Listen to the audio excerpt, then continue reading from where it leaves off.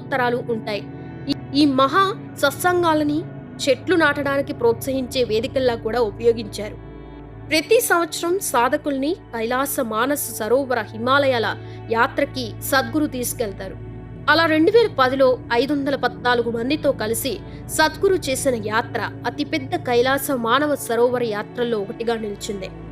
2005 మార్చిలో అమెరికాలో టెన్నిస్ రాష్ట్రంలో మాక్ వ్యాలీలో Isha institute of inner science ని ప్రారంభించి 6 నెలలు పూర్తి చేశారు.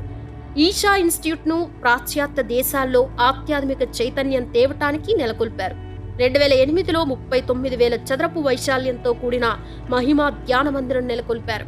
ఇలా ఈషా ఫౌండేషన్ ఎటువంటి లాభాపేక్ష లేకుండా పూర్తి స్వచ్ఛందంగా వాలంటీర్లు సహాయంతో కార్యక్రమాలు నిర్వహిస్తోంది. ప్రపంచవ్యాప్తంగా ఇందులో 90 లక్షల మంది వాలంటీర్లు పనిచేయడం విశేషం. కోయంబత్తూరు సమీపంలో రోజుకి 7